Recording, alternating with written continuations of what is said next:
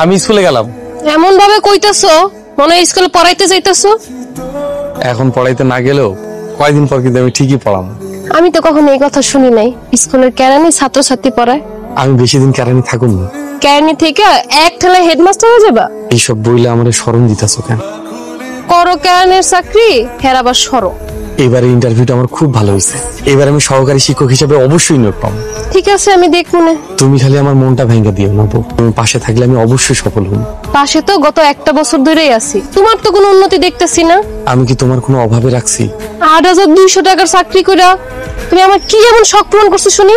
যে টাকা বেতন পাও তুমি, এটা তোমার তেল সাবান খরচই হয় না। আবার বড় বড় কথা কও, আমার বাপের বোকা বানায়া তুমি আমারে বিয়া করছো। তোমার বাপে জিগায় দেখো, আমি তার এমন কোনো কথা দিয়া তোমার বিয়া করি নাই। আমার কপাল তোমার বাপই খাইছে। শিক্ষিত পোলা দেখা কোনো কিছু যাচাই বাছাই না করে একটা কেরানির লগে আমার বিয়া দেব। আল্লাহ আমার বাপের বিচার ঠিকই করবো। তাইলে এখন তুমি কি করতে কও?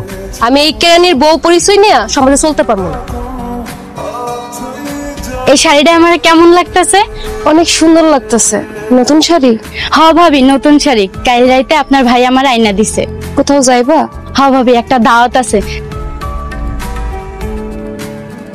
তুমি বাড়িতে না গিয়ে এখানে বসে আছো? আপনি অনুমতি দিলে আপনার একটা কথা কইতাম। আমার কয়টা টাকা লাগতো স্যার, আমার কয়টা টাকা ধার দেবেন? বেতন পাইলে দিয়ে দিব। টাকা দিয়ে কি করবা শুনি? বিয়ার পরে বউটারে কিছু উপহার দিব, সেটাও হইয়া ওঠেনি। আমার বউটা সবসময় সাধ্যের মধ্যে থেকে কিছু করতে হয়, সাধ্যের বাইরে গিয়ে কোনো কিছু করতে দিও না। বুঝতে পারছি স্যার।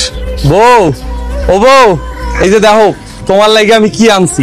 স্কুল থেকে বাজারে দিয়ে গেছিলাম, তোমার লাগে একটা শাড়ি কিনে আনছি। শাড়ি পছন্দ হয় নাই?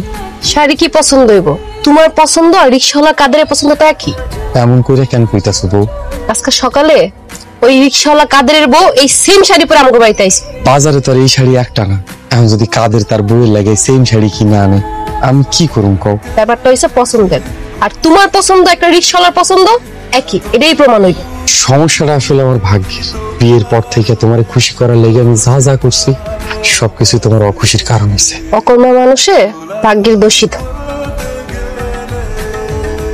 আমার শিক্ষকতা চাকরিটা কি হইব? এসব বিষয় তো আর আমার হাতে নেই যে আমি তোমাকে একটা আশা ভরসা দেব। আমার বউ স্যার নিজের কেরানির বউ হিসেবে মাইনাই নিতে পারতেছে না। শিক্ষকতা চাকরিটা হইলে আমার সংসারটা হয়তো বাঁচবো। আপনার কাছ থেকে 500 টাকা লইয়া বউয়ের লাগে একটা শাড়ি কিনছিলাম। আমার ভাগ্যটাই খারাপ স্যার। আমাকে গ্রামের ওই যে রিক্সাওয়ালা কাদের আছে, হ্যার বউ সেম শাড়ি পরে আমাকে বাড়িতে আইছে। দেখো মনু, আমার মনে হয় তোমাদের সমস্যাটা অন্য কোথাও, আর যার কারণে তোমার স্ত্রী ছোট ছোট বিষয় নিয়ে তোমার সাথে মান অভিমান করে। আমিও বুঝতে পারি না স্যার, বড় লোকের মাইয়া কোনোদিন গরিবের বউ হয় না। আমার কপালটাই খারাপ। সমস্যা অন্য জায়গায়।